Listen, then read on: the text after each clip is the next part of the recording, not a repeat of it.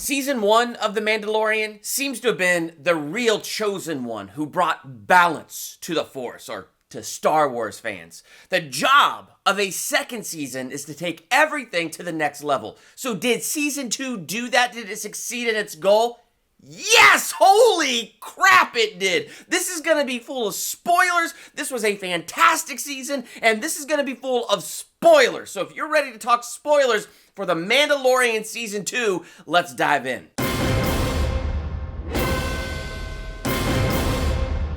Welcome to Durbania. I'm Durbin, and this is my spoiler talk for The Mandalorian Season 2. Let's just dive into this. Now, there is so much that went down in the season. There's no way I'm going to be able to hit everything, but I'm definitely going to hit my favorite parts and my highlights of Season 2, and my gosh, there are so many. I was teetering, what do I give this as a grade? I mean, I gave Season 1 an A-, and I knew I was going to give Season 2 a higher grade, but after that finale, I landed on a flippin' A+, because that build up to what we got at the end was amazing. So first, let's talk about how Season 2 really did take everything to that next level. First off, you have the story of the Mandalorian trying to bring the child to his own kind, or to the Jedi. And so that already elevates everything, because the last season was about his bond with the child and trying to protect the child. We're continuing that. His bond is growing. He's protecting the child, but now he's trying to find the child's home so that the child can train, so that the child can grow, so the child has, you know, his own kind around him. And so it's very cool how with the story they elevate it to level 2, but they do that with the characters as well. In Season 1, we have this tangible thing where Mando does not like droids, and by the end of the season, when IG-11, saves his life, we see that change in him. He's a loner, but he bonds with the child. And so it's very cool to see that bond grow throughout Season 1. But Season 2, it takes that bond all the way up to the next level. Like, he is serious, whatever he can do to provide this child a home, to provide the child the training, and then we finally find Ahsoka, a Jedi, one of his own kind. And what's so great about this episode is when it comes to it, the whole episode is done, and now he's saying goodbye to the child because he's thinking Ahsoka's gonna take her. Just that moment where he's sitting there in like the hangar of his ship, the Razor Crest, and holding Baby Yoda in his arms. I mean, you don't need to take the helmet off his face to see the pain that is on his face and saying goodbye to the child, thinking like this will be the time that he says goodbye. And you don't need to take the helmet off his face to see the relief when Ahsoka says, no, I'm not taking the child, but you could take him to this mountain where there's a seeing stone. And you see like, okay, I'm disappointed, but I'm relieved because I get to keep the child a little bit longer. And so it's very cool how it is filled with that emotion, even though you don't see his face. In fact, something my wife pointed out as we were watching it, in that Ahsoka episode, when she has the rock and she's trying to have Grogu. I love the fact that his name is Grogu. And as soon as Mando learns that his name is Grogu, I love his reaction. He's like, Grogu? Grogu. I absolutely love those little moments. But here she has this rock, and he won't force it back to her. Like, so she used the Force and sent it to him, and he just drops it. Like, he doesn't care. So it's Mando. She says, connect with him. And so he pulls out the little knob on that switch. And then he uses the Force and pulls that knob over to him. And I love how Mando, his voice is filled with excitement and pride. He's just so happy. And it's like, we didn't really hear his voice filled with that much in Season 1. But he's so proud of Grogu. He's so proud of his kid. And so that's another way it takes this to level 2, because you really see that bond between father and son grow in Season 2. And you can also see that's why Ahsoka is very concerned about training him. Her past with Anakin and the attachments Anakin had, and how Grogu is filled with much fear. And that's how they take Grogu to that next level. A little bit of background, that he was there in that Jedi temple, and that somehow he was saved. And I'm very curious to get the rest of this Grogu backstory. But to know that, he's been taken over the last 50 years, he's filled with fear. It's just so interesting how Ahsoka and Grogu were able to connect through the Force and communicate through the Force with their thoughts. I thought that was very cool. So they took Grogu to the next level, and they took that father-son bond to the next level. But the best part of that is this. They do such a good job with Mando's creed that he will not take off his helmet. And they show you he would do anything for Grogu.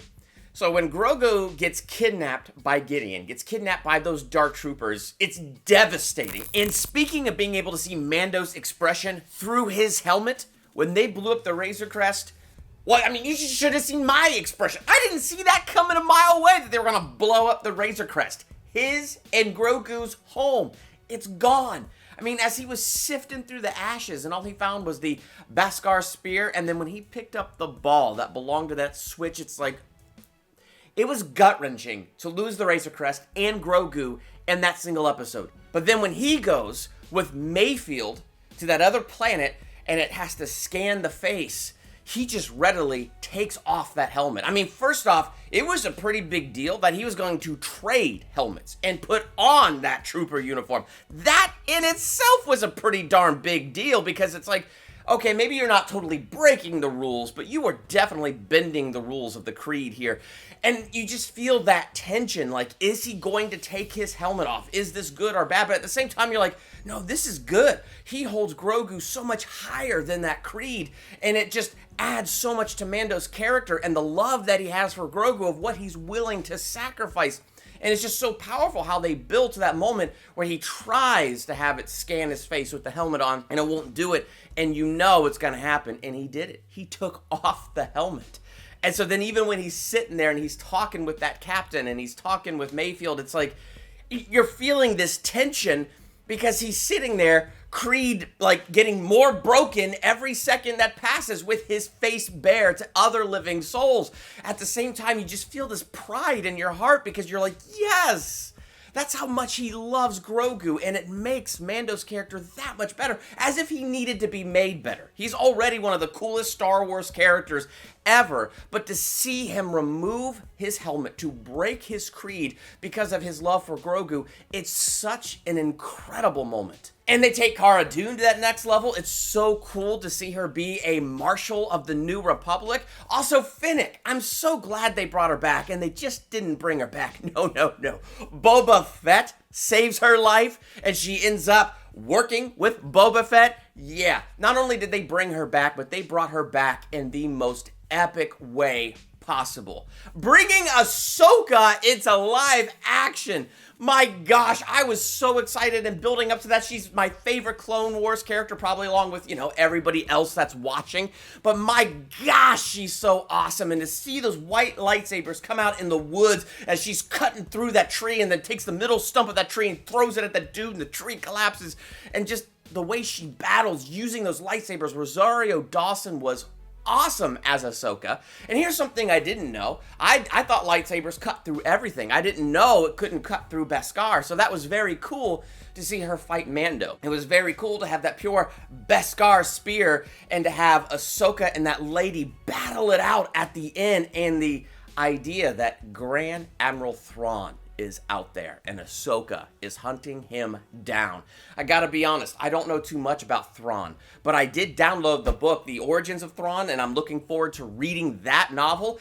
And I'm just now into season 3 of Star Wars Rebels, so I'm starting to get to know Admiral Thrawn. So this is really exciting, and I'm really excited to see where's all that going to go with Ahsoka's show. But it was a great introduction to Ahsoka. I think Rosario Dawson did a great job. Bo-Katan. The fact that they have Katie Sackhoff as Bo-Katan was amazing. I didn't realize she also voiced the Clone Wars character. I totally hear it now, having looked this up. So it's very cool that she did the voice of the animated character, and they bring her into live action, and she kicks butt in both versions. It's absolutely perfect. So I feel like it was amazing how they took these classic Clone Wars characters and brought them to the live screen and did them proud. The live screen brought them to live action and did them proud. So it was so cool to see these characters brought forward. Then Boba Fett.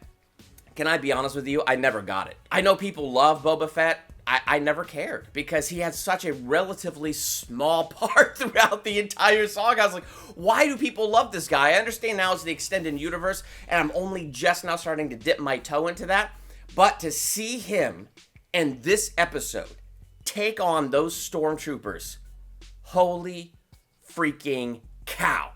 Dang ferret. Is that the right curse word? I don't know. That's awesome.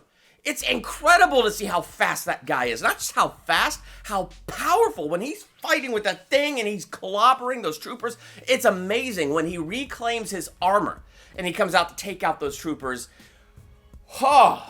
right then and there I was converted, and Boba Fett has become one of my absolute favorite Star Wars characters. They did such an amazing job with that guy. And the same actor who played Jango Fett all the way back in the prequel trilogy, so cool how they brought him back, and he did such a great job in that role. So it was incredible to have Boba Fett. They used him so well, and the other thing that makes him cool is not just his fighting prowess, but the fact that him and Finnick, they stuck with Mando. They stuck with their deal. When the child was kidnapped, they said, nope, we're in your debt until the child is returned safely to you. And I loved that because it just gives this awesome code of honor to Boba Fett. It makes him even more likable. So it was so cool how they brought Boba Fett into this, how they used him in this. And for people like me who didn't get it, they helped people like me get it. He's such an awesome character. That episode when they were on Navarro and they had that last remaining Empire base there, and it turned out it was a whole lab and it was fully active. Look at those clones. I mean, there are so many theories I think that could go on about that. Maybe Moff Gideon is doing something for himself.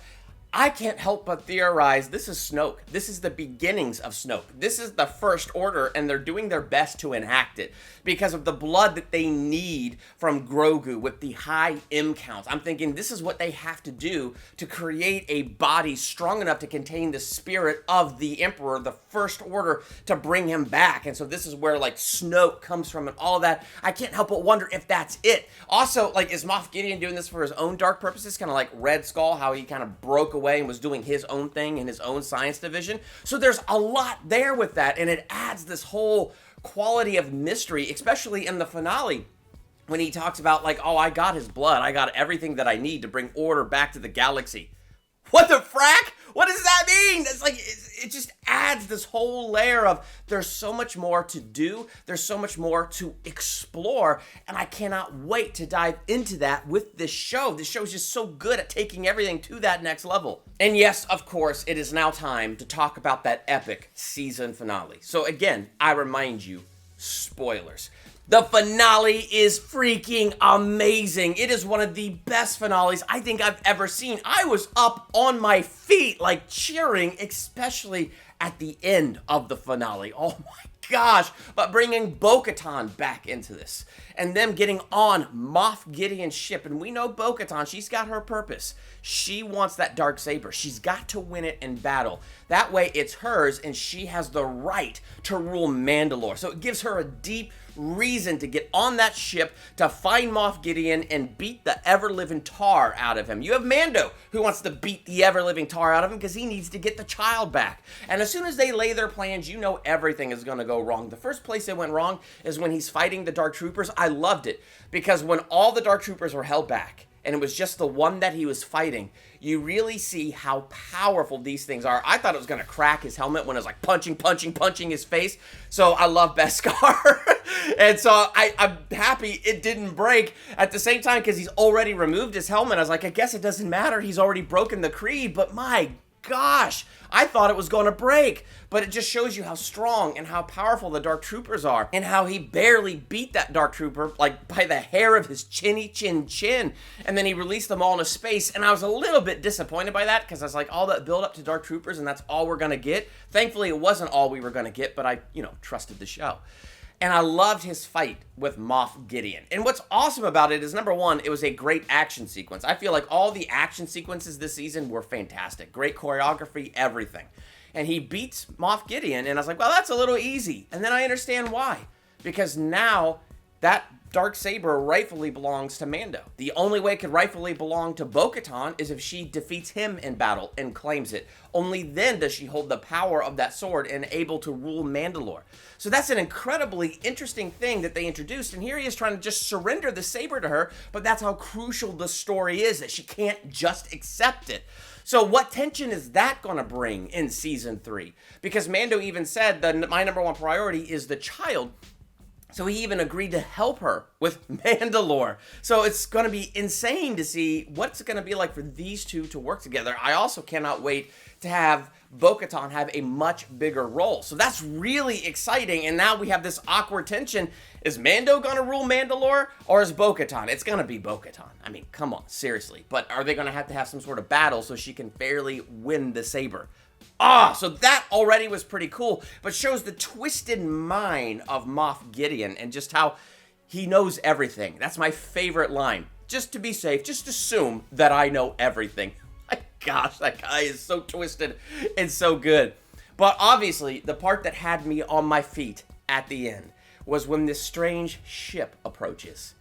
And then the Dark Troopers are all re-invading the ship, showing how powerful they are. They were sucked into space, and they all come back to the ship. And they're breaking through those blaster doors, and because we saw that fight, we know how powerful they are. And then out comes this mysterious Jedi. And the moment it was a green lightsaber, I knew it was Luke. And I was looking for that gloved hand, and I saw it. And my gosh, it shows you how powerful Luke is, that he mowed through pretty much all of those troopers, that he just took them all out. They showed us how strong and powerful they are, and then they show us how strong and powerful Luke Skywalker has become. And finally, when Luke makes it to that bridge, dude, it looks so good. I need to look this up. Was that an actor? Did they CG over his face? To me, I looked at that and I went, man, that looks good. It looks like Luke. It sounds like Luke. It was brilliant. It was so well done. And so it was his character. And so if you're upset with the sequels and how they handled Luke, look at this. Come back to this immediate sequel to Return of the Jedi and just see how they portray Luke in this. It's incredible. It's powerful. And finally saying goodbye to the child, where Mando, in front of everybody, takes off his helmet because the child, Grogu, wants to see his face. Gosh! The emotion of that is incredible. That's the other thing this season did. It built up the things, and it wasn't a letdown. It built up to Mando breaking his creed and removing his helmet, and both times he had to remove his helmet in this series, or this season, it was incredibly powerful and emotional. They built up the strength of the Dark Troopers, and then you watch Luke dissolve them with his lightsaber and the Force like crazy, and it's like, wow, that dude is powerful in the Force. That Moff Gideon was so scared when Luke got on the ship that he took a blaster to his chin like he was going to take himself out. It's like, holy cow! That's incredible! And so they just did a great job of not letting you down on anything. And then there's a post-credit scene where you have Boba Fett return to where Jabba was, and his number one dude is now getting fat and, taking Jabba's place, and they take him out, and Boba sits upon his throne. The book of Boba Fett coming December 2021. Yes! I'm flipping down for that. That sounds amazing. And so I feel like they do a great job building up to things, and now they have a reputation of the payoff being amazing. So yes, Season 2 was incredible. Bringing in Luke Skywalker was incredible. Do you not like the sequels? That's fine. You will love The Mandalorian and how they handle these things and handle Star Wars. The Mandalorian is the chosen one, bringing balance back to the Star Wars fans. If you haven't watched the season, but you watched this and got all those spoilers, guess what? It's still going to be an amazing watch. Watch Mandalorian Season 2. I'm probably going to go back and watch that finale again. My gosh! Luke Skywalker! What did you think of that? What did you think of the season finale and the whole season? Would you give it an A+? Would you go higher if that were possible? Or lower? Let's talk about that in the comments. And while you're there, hit that subscribe button to become a Durbanian, and hit that bell by the subscribe button so you're notified for my next movie review, ranking video, theological analysis, or anything else I do. I'm Durbin. Thanks for checking out Durbania.